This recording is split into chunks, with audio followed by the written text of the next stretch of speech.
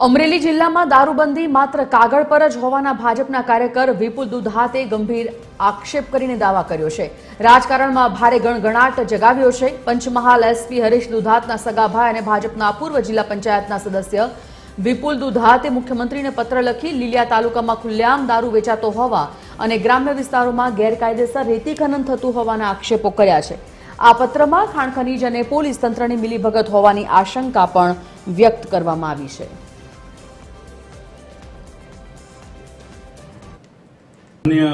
मुख्यमंत्री साहेब ने અને ગૃહમંત્રી શ્રી હર્ષભાઈ સંઘવી સાહેબ ને અમરેલી જિલ્લાના લીલિયા તાલુકાની અંદર બેફામ દારૂ વેચાણ અને ખૂબ જ ગેરકાયદેસર રીતે રેતી ખનન થતું હોય તે બાબતમાં પત્ર લખી અને રજૂઆત કરેલ છે।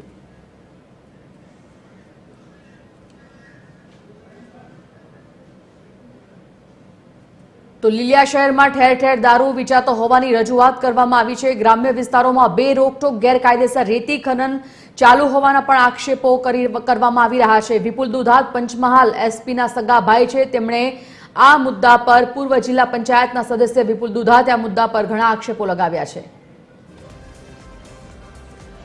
ફોન લાઈન પર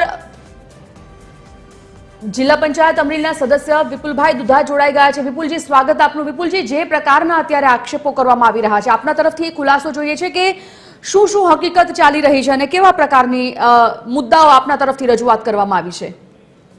मैं माननीय मुख्यमंत्री साहेब अने गृहमंत्री साहेब अने अमारा स्थानिक धारासभ्य संसद सभ्यश्रीने पत्रथी गईकाले एक जाण करेली के લીલિયા તાલુકાની અંદર જે ખુલ્લેઆમ દારૂનું વેચાણ અને જે રેતી ખનન ગેરકાયદેસર ક્ષેત્રોમાંથી થાય છે તેને જે ફક્ત સંજય ખરાજ જે જિલ્લાના એસપી છે તે અંગત લાભ માટે આ જે બધું સુવ્યવસ્થિત એક રીતે ગુજરાત સરકારને અને ઉચ્ચ અધિકારીઓને બદનામ કરવા માટે ચલાવી રહ્યા છે।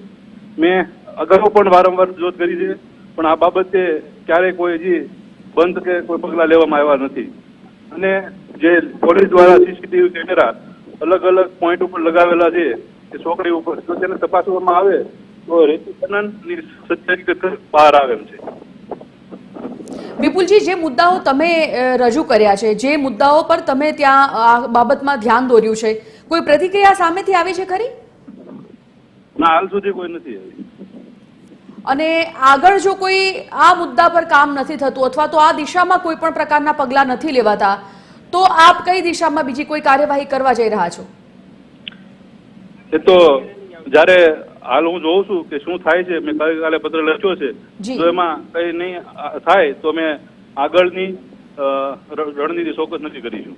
ઠીક છે, ધન્યવાદ અમારી સાથે જોડાવા બદલ। તો વિપુલ દુધાત પૂર્વ સદસ્ય જિલ્લા પંચાયતના હતા અમરેલીના, જેમણે આક્ષેપો કર્યા છે।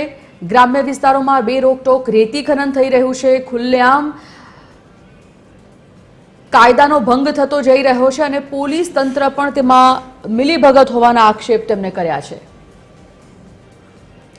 ફોન લાઈન પર સંવાદદાતા પરેશ જોડાઈ ગયા છે। પરેશ, વિપુલ દુધાતના જે આક્ષેપો છે એ આક્ષેપો વિશે તેમને પ્રકાશ પણ પાડ્યો, TV13 સાથે વાત પણ કરી અને આ આક્ષેપો બદલ તેમણે કહ્યું કે આગળ જો આ મુદ્દા પર કાર્યવાહી નથી થતી તો આગળ જોઈશે કે તેઓએ આગળ શું પગલાં લેવા। શું છે આખો આ મુદ્દો એ જાણીએ।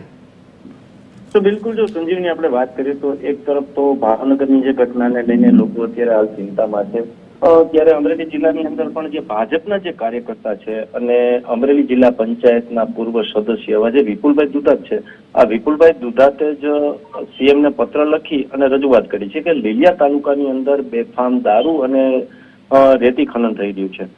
જો કે અવારનવારે રજૂઆતો કરી રહ્યા છે પરંતુ આજ દિન સુધી કોઈ પગલાં નથી લેવાયા પરંતુ આજે જે ફરી અને સીએમને પત્ર લખ્યો છે જો કે લીલિયા તાલુકામાં દારૂબંધી અને રેતી ખનન માત્ર કાગળ પર જ હોય એ પ્રમાણેનું આ વિપુલભાઈ લખી અને સીએમને રજૂઆત કરી છે। જો કે લીલિયા શહેરમાં ઠેર ઠેર દારૂ અને ગ્રામ્ય વિસ્તારમાં રેતી ખનન થવાના પણ આરોપ કર્યા છે અને રેતી ખનન અને દારૂ જેવી જે પ્રવૃત્તિ મુદ્દે ખાણ ખનીજ અને પોલીસ તંત્ર સામે ગંભીર આરોપ પણ મૂકવામાં આવ્યા છે। જો કે આ વિપુલભાઈ દુધાત છે તે ભાજપના પૂર્વ જિલ્લા પંચાયતના સદસ્ય ને બિલકુલ પરેશ આપ આવું છું આપના તરફ। પરેશ આપ જોડાયેલા રહેજો, આવું છું આપના તરફ। તો ભાજપ કાર્યકર વિપુલ દુધાતે મુખ્યમંત્રીને પત્ર લખ્યો અને લીલિયા શહેરમાં ઠેર ઠેર દારૂ વેચાતો હોવાની પણ કબૂલાત કરી।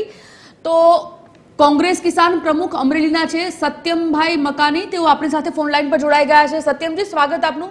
સત્યમજી, જે આક્ષેપો વિપુલ દુધાત દ્વારા કરવામાં આવ્યા છે, ખુલ્લેઆમ દારૂ વેચાવો કે રેતી ખનન થવું, આ બધી જ બાબતોનું ધ્યાન મુખ્યમંત્રીને પત્ર લખી દોરવામાં આવ્યું છે, શું કહેવું છે આપનું?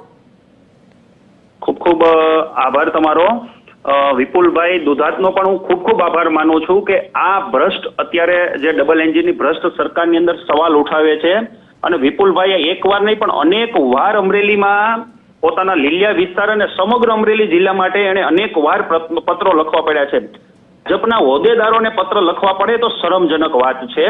અને અમરેલીની અંદર તમે ગામડે ગામડે ગમે ગામડે જાવ ત્યાં તમને દારૂ મળશે, દેશી દારૂ મળશે, વિદેશી દારૂ મળશે. અને રેતીની ખનન અત્યંત એટલે પૂરેપૂરું થાય છે. કરોડો રૂપિયાની રેતીની ચોરી થાય છે અત્યારે.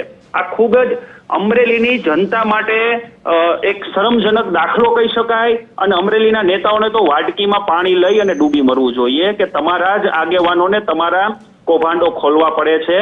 અને અમરેલીની જનતાને મોંઘી કાઠ રેતી મળે છે અને દારૂની રેલમ છેલમ છે. અત્યારે તો દારૂનો મુદ્દો ભાવનગરના હિસાબે સળગો છે. બાકી તો અત્યારે દારૂ તમારે જ્યાં જોઈ ત્યાં તમે ગમે પોર્ટલીએ જાઓ, તમે મીડિયા તરીકે પણ જાઓ તોય તમને દારૂ 1 મિનિટમાં તમારી પાસે દારૂ આવી જાય.